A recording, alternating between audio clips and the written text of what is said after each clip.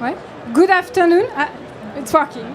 So good afternoon, everyone, and thank you for coming and joining us for this roundtable around CFOs in Web3, opportunities and challenges.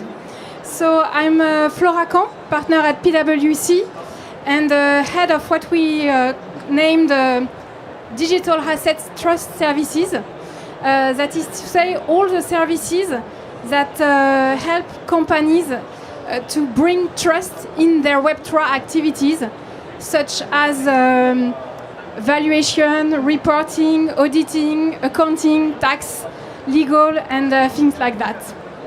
So I'm more than pleased today to welcome three panelists. So Hanissa Chouchou from L'Oréal, Antoine Remy from Arianee, and Quentin Ricomard from Ledger. And just before they introduce themselves to you, I just wanted to let you know that when we prepare for this roundtable, we decided to try to be very concrete and pragmatic. So when you leave from the talk, maybe you will leave with valuable and very concrete takeaways. We hope. So let's start. So Hanissa, could you please shortly introduce yourself and tell us, as a CFO in Web3, in a large corporation like L'Oréal, how do you deal with Web3 activities? Hi everyone, thanks Flora, and I have to say I'm very excited to be here because it's the first time for me, so I'm very glad to be on stage. A few words maybe to introduce myself. As Flora was saying, I'm Hanissa Chouchou. I've been in a very exciting journey with L'Oréal for the past 17 years.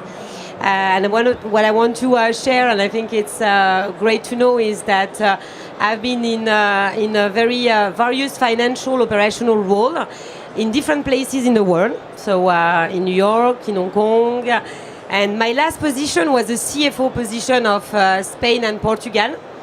And I had the opportunity a year ago to make another shift in my career and join this new environment of marketing and e-commerce. And it was a very good timing for me because we were starting at L'Oréal to explore the Web3. So as Flora was asking, what does it mean for us?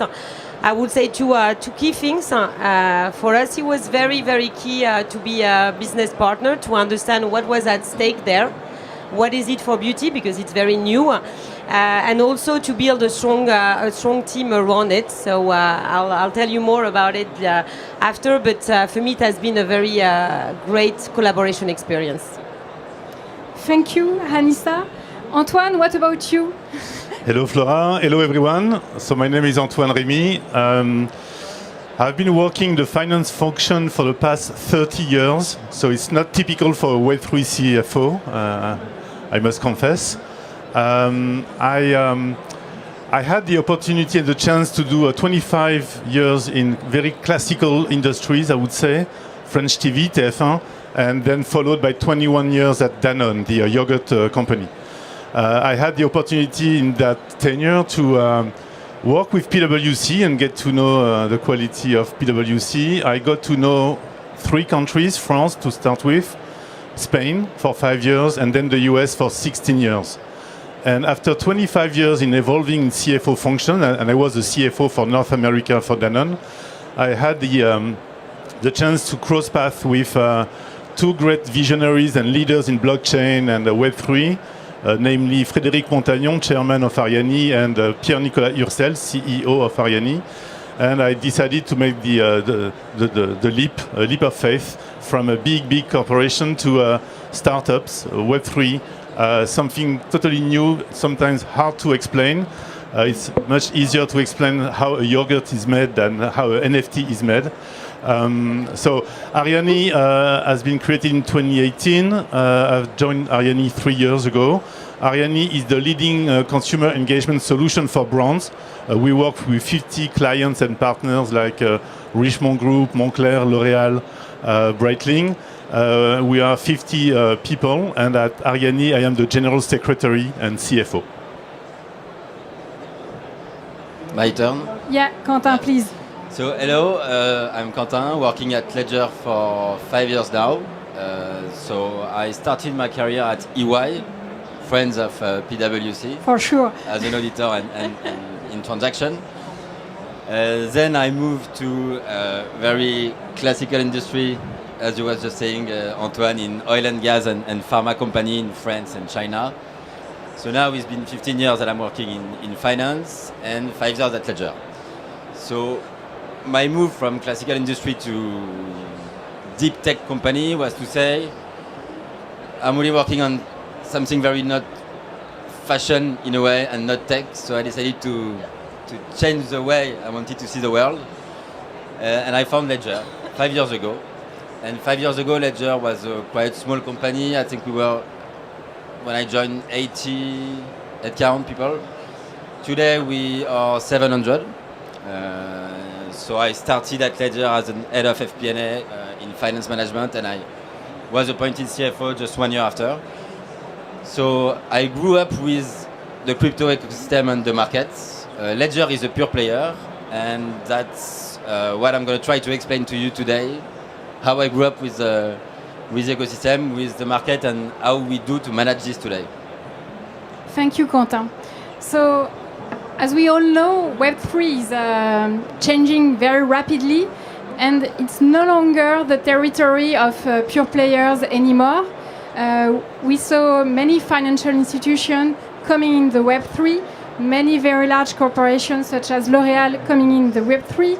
So my first question is to Antoine. Why we can say now that for a CFO, a good CFO, it's very important to have at least an understanding, but even better, an expertise in Web3, and why it is a must-have now and not a nice-to-have anymore. And maybe another small question, what are the attributes of a good CFO in Web3? Well, thank you, Flora. You have 1 minute. Yeah, 1 minute. So I'm going to emphasize, I think, the second part of your question, which is not a detail. It's not a small question. So first, CFOs are uniquely positioned within the company to be able to assess the potential of a Web3 project. They belong to the COMEX, to the C-suite, and they need to be at the same level of information as their colleagues who bring the innovation inside the company. Typically, it comes from the innovation team, from IT teams, and in order for CFOs to be leaders of the subject and not victims, they need to educate themselves. I refer to CFOs as co-pilot of a business. We don't drive the car, but in order for the car to go fast or to go slower, sometimes you need to read the map, and you need to be able to read the map. And CFOs have established as strong experts of Web2 when it comes to e-commerce, to digital, to media buy on big platforms. They need to understand what Web3 is about, all this decentralization of the internet, because that's what's going to be the world of tomorrow. I will also, in order to stay in 1 minute, in the main attributes, I would like to go to agility and humility. It's when you are a CFO in Web3, and you have PwC as an auditor, you have no materiality level. They look at everything. So you need to be even better than the average CFO, I would say, because there is no materiality. In the P&L and the balance sheet, everything is scrutinized, and I see you smile. So agility, humility, also because depending on the geography, things can be different. You all hear about the SEC in the US and the position against the crypto industry. It's a different pattern in Europe, fortunately. So you need to be always adopting, questioning yourselves. And the last thing that makes the difference is to have the right partners around you, PwC in our case, and I see some known faces in the crowd that you want to have the right partners with you. Thank you, Hanissa. Thank you, Antoine, and thank you for this summary of attributes expected for a good CFO in Web3. So now I turn to Hanissa. Could you explain us how, for a company like L'Oréal, did you prepare to enter to the Web3 territory, and and and what does it take to be comfortable for a company like you to enter in this kind of new activities? Sure. So I'm not sure I'm going to be able to say how to be comfortable, because that's shooting for the moon. I would say that first, as L'Oréal, as you probably know, we are an innovation company, and we always says what is starting, and it doesn't. And finance doesn't make any any exception to that. So we always work very closely with the business. That's the first thing. We always work very closely with the business to make sure we understand what is starting and how we can get the most out of it. So for the Web3, as I was saying, I was just starting, and for us, as it's very new and not so regulated, our approach was a test and learn approach. So we entered the Web3 in a very selective, in a way, approach, which was to select few brands. We have a lot of brands, as you know. So we selected few brands, and we have use case that we really decided to dig into it. And the purpose of that was really for us to learn. And that's my first thing. So if I have to say, how did we prepare? The first main driver for us was really to put collaboration at the heart of it. If you look at it, from accounting, from treasury, from legal, Web3 is bringing a lot of news and a lot of things to that you have to understand and adjust to it. So that was really our first big pillar. It was to say, like, let's bring all the forces of finance together. We brainstorm a lot to define, I would say, the key golden rule, so that we can operate in that environment. The second key driver for us was to be bold, because I have to say we had to take decision and advance, not being as certain, like we have business in different channel, and not that is always easy, but at least we know the key step. And here it was a bit more blurry, I would say. And one of the key drivers was for us to say, let's try.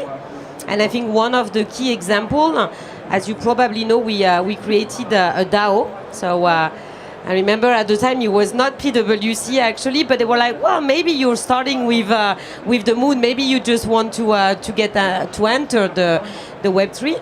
And I have to say that it was a very exciting experience, and we learned a lot, and that was still our key driver.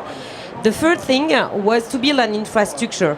If you want to operate in the Web3, you need new infrastructure. So the first one we work on was treasury. So today, as L'Oréal, we have a wallet. We have a wallet architecture, centrally and locally. So we're able to trade again in as a group. As a group and locally, we are able to trade in crypto. And last but not least, for us, it was a super opportunity to discover a new ecosystem of new partner that we were not partnering with.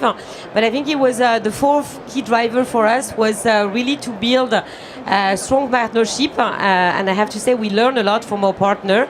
I'll name a few: OpenSea, Insomnia, chain analysis that allow us to do KYT. So that's the way we did it, with a very structured, and I would say again collaborative. I'm not sure we are comfortable, but at least we are learning a lot, and I believe we've built, thanks to together all our expertise, we are very excited about continuing this experience. Thank you very much, Hanissa. So, Quentin, there is something when you are a CFO in Web3 that you should be prepared for, is having significant amounts of crypto assets in your balance sheet and P&L. And this can be a challenge for reporting, accounting, tax, and so on. And so what was your strategy? And how you see, what is your strategy to handle with significant amounts of crypto assets at Ledger, and how do you do in your day-to-day operations? Okay, thank you. So the way I'm approaching it at Ledger is the same as the cash management. So today in your company, no one's got access to the cash. No one can manage the cash on its own. There is governance, there is control.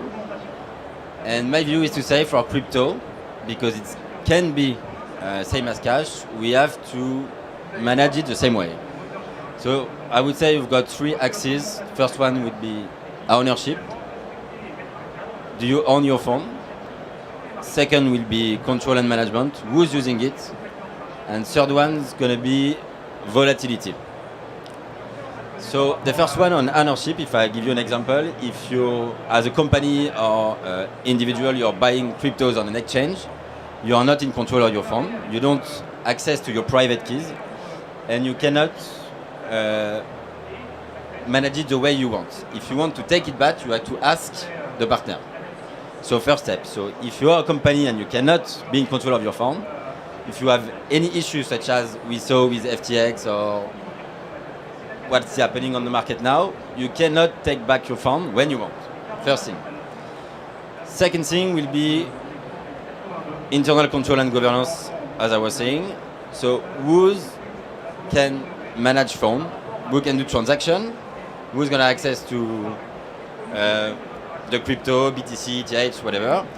Because many times this kind of project in corporate, such as we can see with L'Oréal or many other companies, this kind of project is driven by innovation, marketing, and they don't have the same level of control and security that like financial department could have.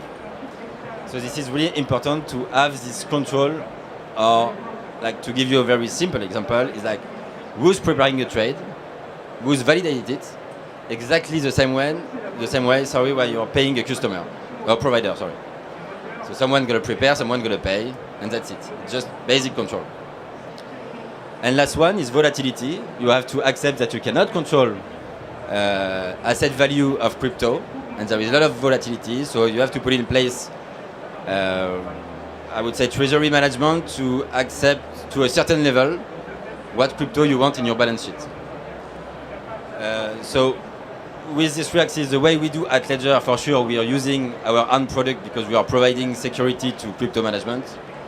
But there is a lot of other products you might use to manage that stuff. And my biggest advice today would be in control of your fund and put internal control, because it goes very fast to a point that you can have an issue with someone that is managing not in a good way you want, and you can have trouble very quickly. And as Antoine was saying, there is no materiality level when it comes to audits. So if there is a mismanagement or if there is a mistake, it will come back to us as CFOs, and it's quite hard to manage it back when you have troubles. Thank you, Quentin. Another question that is coming very often is about profitability and return on investment of Web3 activities. So I know, Antoine, that for some of your clients, Arianee, you help them to have the full picture of revenue, cost, and see at the end of the day how you can monitor and have some KPI with their digital asset activities. Could you give us an example of what you do? Yes, so I will have to explain a bit what we do. So I'll make some explanation of Arianee's business model, but first, that question is not easy to answer. So the question about KPIs in the Web3 space is not an easy, is still not an easy question to answer. Most of the Web3 projects are still infrastructure projects. So we are, it's not on the shelf with solutions that have proven for the past months of years that they delivers that ROI, etc. So in our case, we build real life use cases. What we do at Arianee is we create digital product passports in the forms of enriched NFTs that are attached to physical goods. We work with the customers I mentioned at the beginning, like Breitling, and if you go on the website of Breitling, you can see the NFT proposition, that is the digital identity attached to each watch which is bought in the stores.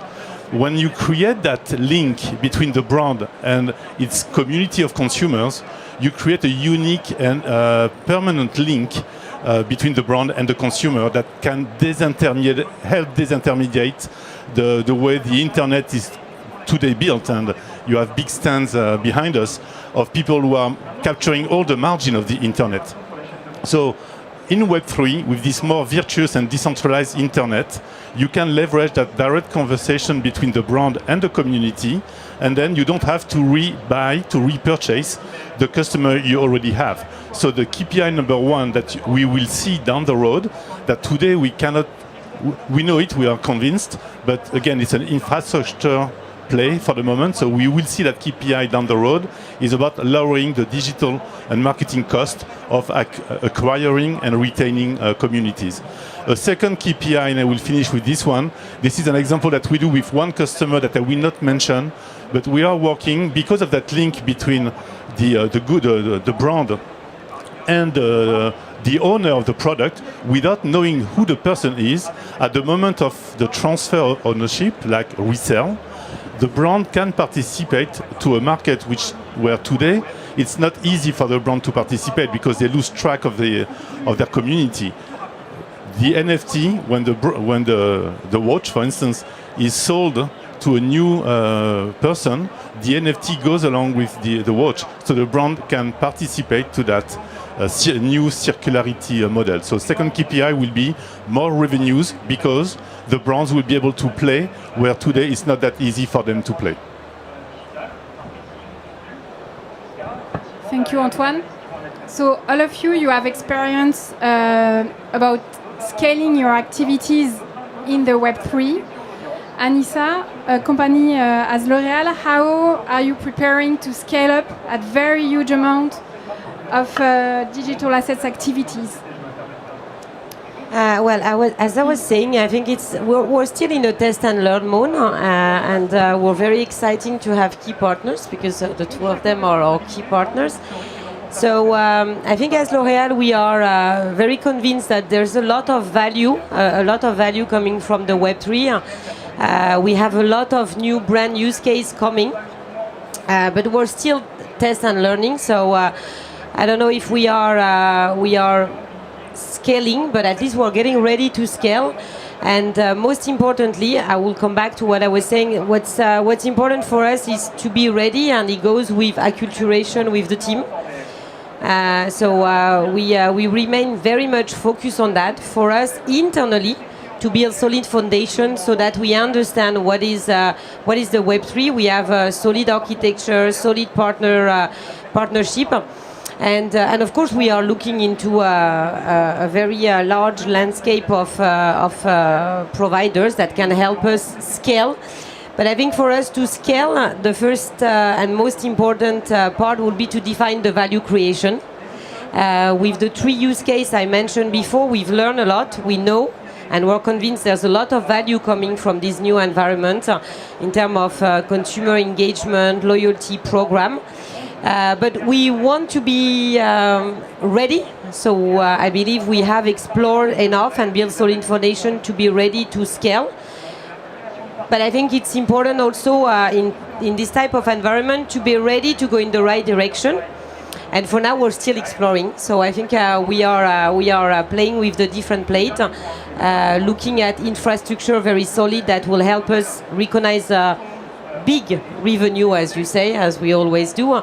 But also not to go too fast because we want to make sure that what we scale is what is relevant for us, what is relevant for beauty, what is relevant for our consumer, and I think we're still exploring at this point.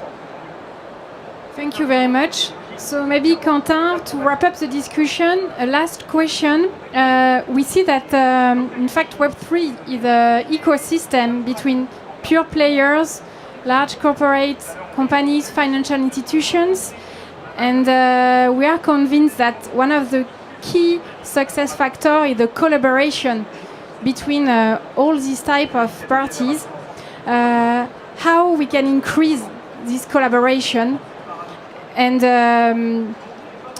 more partnering between brands, pure players, and so on. So to increase that kind of collaboration, first, the role of a pure player like Ledger or like Arianee is to educate. Education is really important.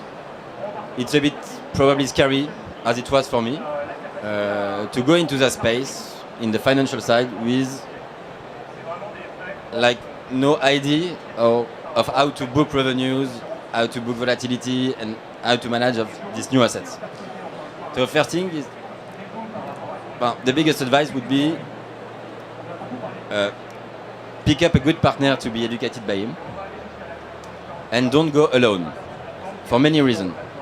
And even if we are a pure player, we were like advised by PwC on the accounting side and for bookings, because for sure it costs.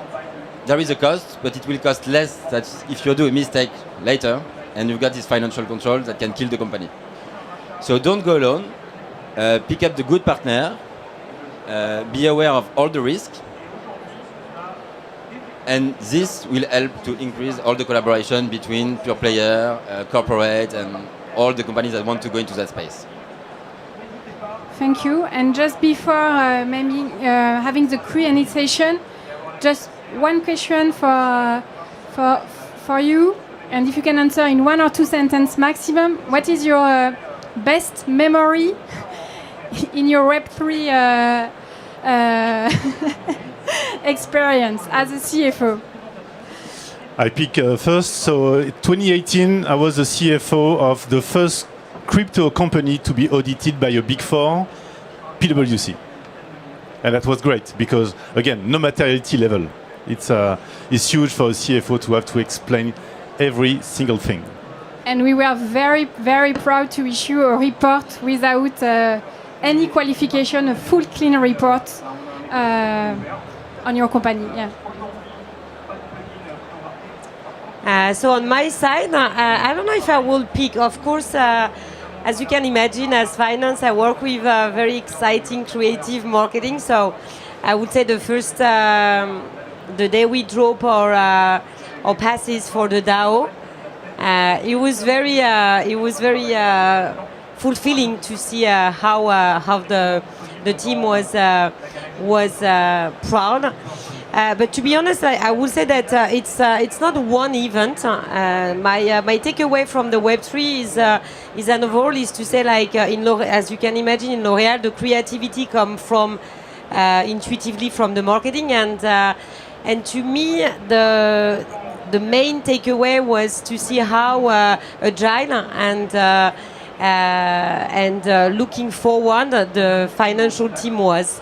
Because we've been able to adjust every one of our process, and I have to say that I'm very proud overall of how collaborative and looking forward the finance team has been overall.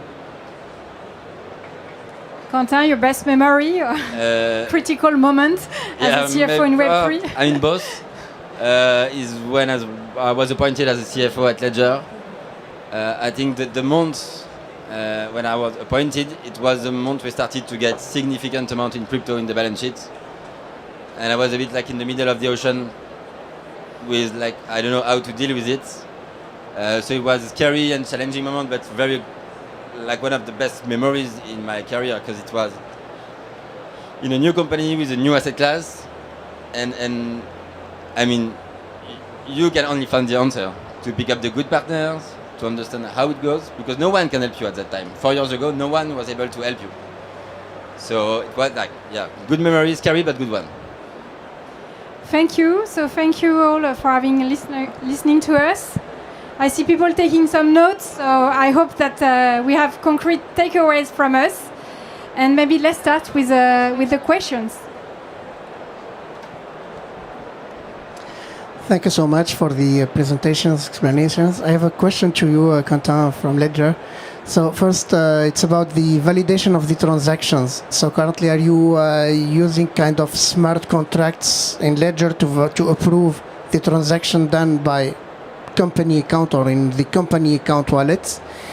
And second question, really, it's related to the regulations and taxation model on crypto assets for the company. So how CFO is currently dealing with these assets, are they always translated or converted to fiat currency in order to be able to create a taxation model, or how that's currently going on? So I will answer the second one first. On the taxation side, it's really hard for us to manage it, because first there is no common regulation, whether it's in Europe or in the US, and the accounting standards are not the same. You won't book crypto in the same way in the US as in Europe, so you have to find someone that can understand that. We've got one in Europe, and we've got crypto revenue from everywhere in the world. So it's really heavy, I would say, in terms of work, because you have to register in every country, and even in the US, you have to register your company in each state, because they don't have the same taxation level. And in each city, in each city in the same state, they can have a different thing. So it's a lot of work. That's why you have to take time, you have to take advisors. Yeah, I mean, you have to find good people to deal with that. That's my main advice. And first question was? It was about the validation of transactions to approve. So I have a company account, I have a team of 10 people, but I need to make transactions. So who will be approving, especially the keyword or the password? We cannot, the secret word, we cannot share it among all the people of the company. So, I mean, for that kind of thing, you have to design your own control and internal control you want to apply to your company, depending on the size you've got. We are 700 people, so we are using the Ledger Vault. And we've got very lot of level of control before you can approve a transaction. But if you are just a company of 10, I can understand that it's too much. So maybe you can play with different solutions, you have to find it. But you have to define a rule, and you can do it with sometimes nanos, the product we are selling for B2C. Not to say that, but that's true. But you have other solutions. But for sure, you have to find a way not to give power to one person. But maybe I will just add to my experience, maybe that's more relevant to yours. We're using Ledger, and I think what has been very relevant is like you apply the same process and workflow that you do in without crypto. I'm sure you have a process to approve your transaction in other currency than crypto. And in L'Oréal, what we've done is very much to, mirror the RACI that we have in others. Of course, as Quentin was saying, not to give it to one. And today, this is what we're doing, and it's very much similar to other currency.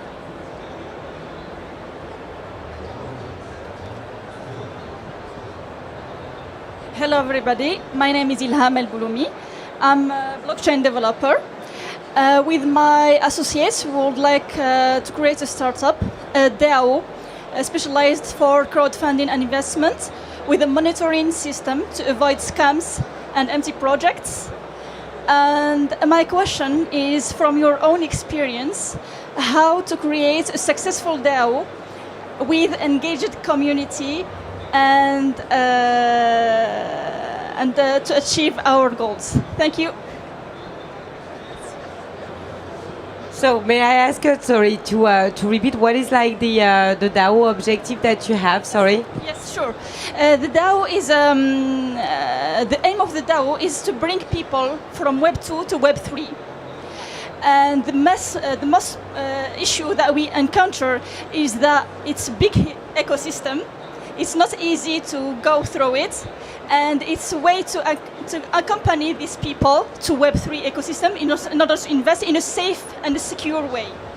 So we have the plan is to put on a monitoring system with project stakeholders to go through from the idea from the project to the crowdfunding, and mainly to monitor how the funds are managed by the project holders. Yeah, so maybe for all of us, DAO is decentralized autonomous organization. Maybe my first advice would be don't stay alone, as Quentin said, because you have many parties to manage, and so it's important to have maybe some partners with you in your project to bring this trust. And this may be my first advice. So I'll share a little bit. I'm not a specialist of DAO, but as I was saying, it is one of the major achievements we've done in L'Oréal. So my first comment will be like the DAO has a sense like there's a real DNA of it, which is really decentralized and community.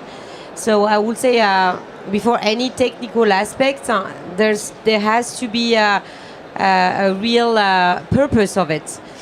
For us as L'Oréal, as I was sharing before, we did create a DAO for NYX, and if you know the brand or if you look for it, you really relate to the brand. The brand has always been a community brand to bring people together.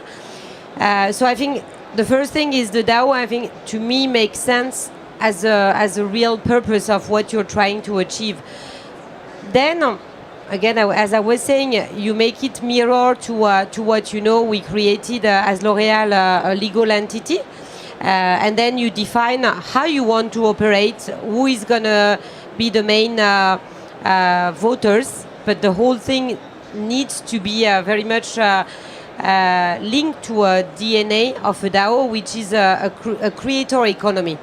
So to me, that's really that. It's like you have to have a purpose, and the purpose has to be mirrored in the way the DAO operates.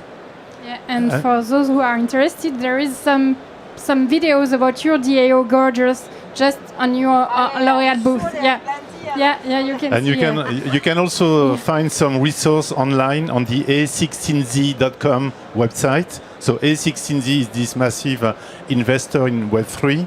They're based in California. And they have a lot of videos, especially on DAOs and what to do. So maybe we can take a last question.